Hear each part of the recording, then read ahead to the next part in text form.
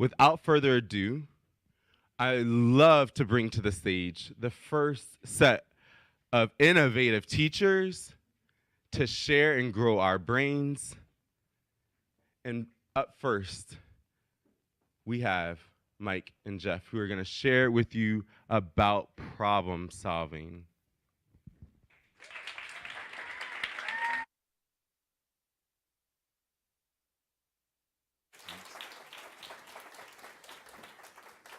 Thanks, Jeremy.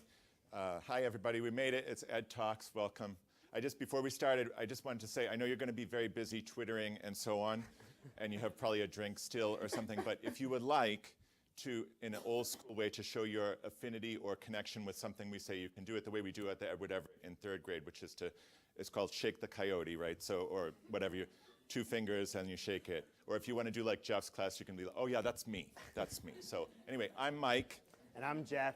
And we teach at the Everett Elementary School in Dorchester. Our school is a level 3 Boston public school with students at all different skill levels and a wide range of needs. We have amazing teachers, students, families, but we've always struggled with test scores, so we're constantly looking for room to grow. 2 years ago, in developing a math goal, we noticed that students had no idea what to do when attacking more complicated problems. We got a lot of blank or incomplete responses that didn't begin to answer the question.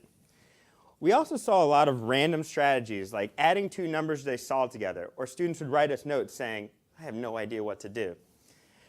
Other students didn't take the time to show their thinking or their work, so guess what? We had no idea what they did.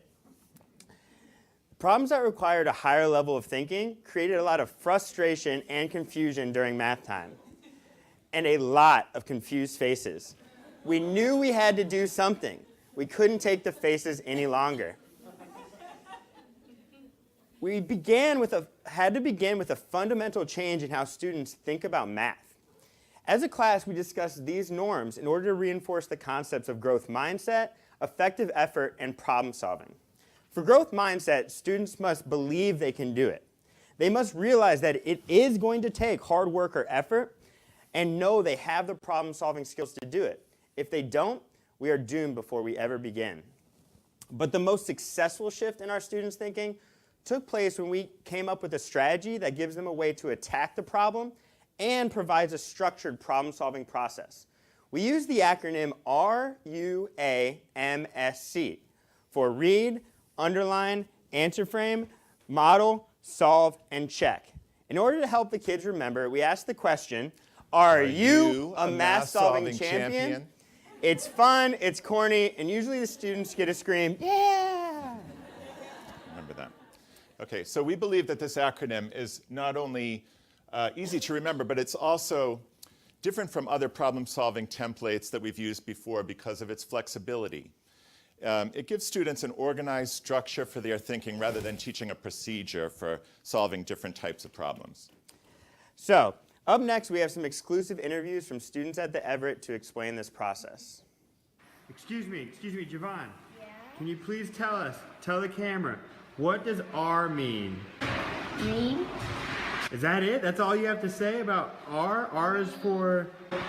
Read the question. Okay.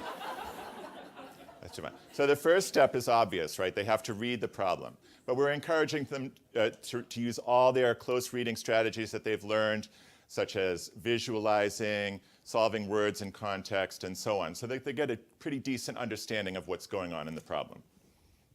Samuel, I need to know, what does you mean? You means underline the important information. Thank you, sir. Thank you.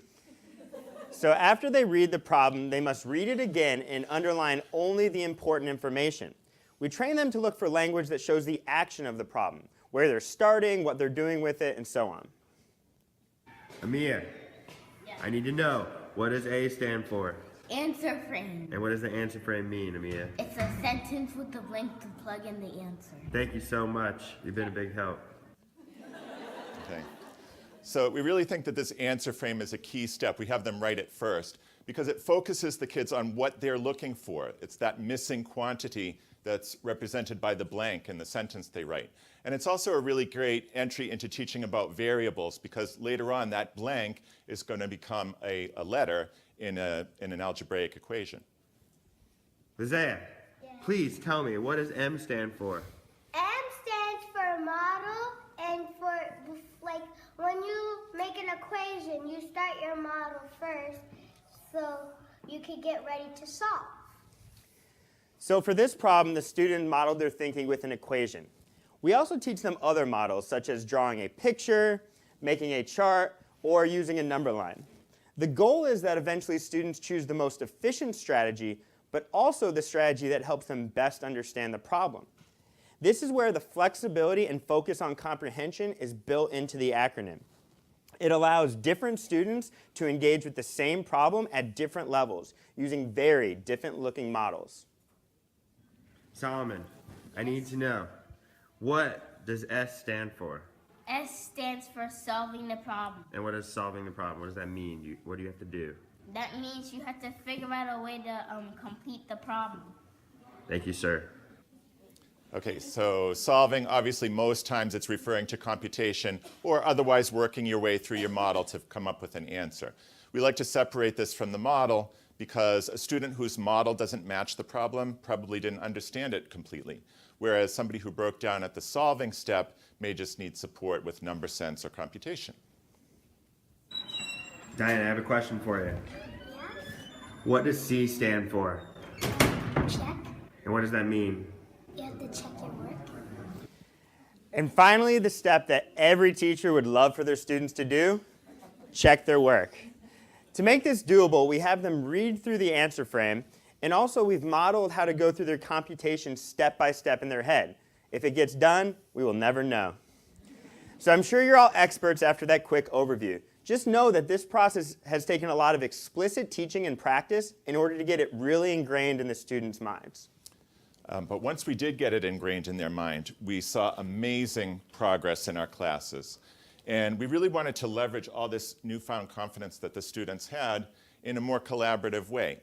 So in the second year, working with BPS inquiry coach Jonathan Hassick, we developed a student coaching protocol. And we spent a lot of time teaching kids how to be coaches, how to coach their peers by listening to their thinking and by questioning them.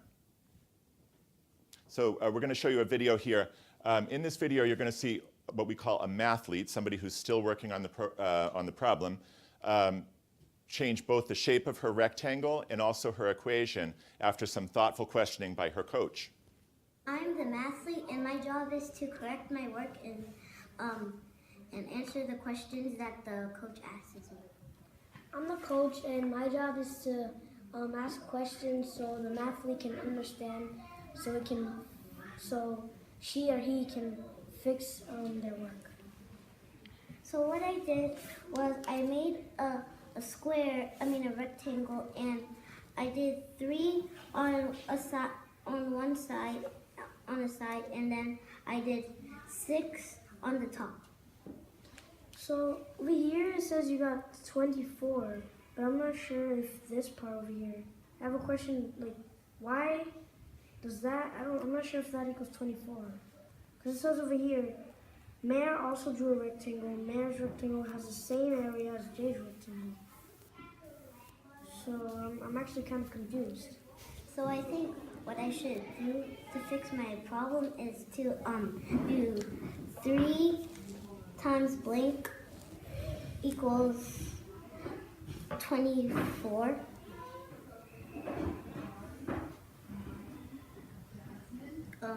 3 times 8 equals 24. So the 24 equal is the same as the one Jay got? Yeah. So what's our answer? 8. Yep. So we really love this peer coaching for a number of reasons, but mostly because it gets the kids thinking about their thinking, valuing the skill of problem solving, and calling the students who are still working on the problem a cool name like Mathletes. We're trying to emphasize that we really value the work that they're doing, the revision, the rethinking, the refining.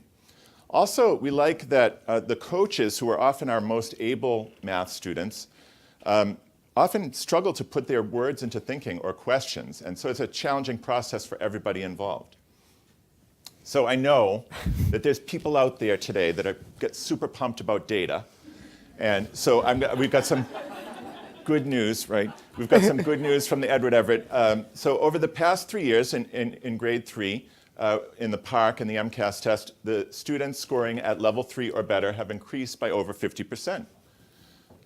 We also reached a milestone in 2014, which was the first year we implemented this, where our average open response scores for the first time exceeded the average for the state.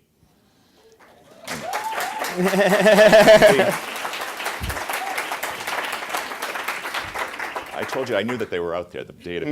All right, and then finally, one last piece of data is that our CPI, or as we call it in the trade, our Composite Performance Index, which used to always be way below the state, now tracks it pretty closely. So we're excited about the data, totally. We love it. But we're more excited about the inspiring change in attitude that we see in our students. How I think math is cool because Are You Math Solving Champion can keep you in order in the problem so you don't get confused. At first, I did not like math, and now I do like math. So Isabella puts it better than we ever could. And there's many others that feel the same way. This has been a radical shift for our students in the way they think and feel about themselves as mathematicians. Just the confidence that has been built through this process makes anything we try to teach more effective. It has increased students' motivation and their willingness to stick with the work when things get challenging. So, why is this important? Well, you may have noticed that math has changed a bit since we went to school. The biggest and most frequent complaint I get from parents is that they have no idea what I'm teaching their third grader because they learn the same math concepts in a completely different way. Where once it was important to be able to follow a procedure in order to get the answer quickly, now we have computers that do all of that work for us instantly. Our checking accounts are balanced digitally, our taxes are calculated by software. We need to train the students to be flexible and creative thinkers because they're going to have to program the computers to do the work for us. In order to get 8-year-olds to do this, we had to change their thinking about learning. It is a necessary change because the world has changed. And believe me, there's still plenty to be done. So we just want to encourage everybody that's here tonight to start to notice all the math problem solving that goes on in your daily world. And please, for any of the children in your life, share that conversation with them. We want to ask you to check out our resources, especially if you're a teacher, on the EdTalks blog that we've posted. And we're going to just leave you with the thoughts of Leilani and Amaya, who we think beautifully express our message to you tonight. Math is challenging, and it's confusing, and it makes you learn. But it's worth it because math is everywhere. So the question is, are you a math-solving champion?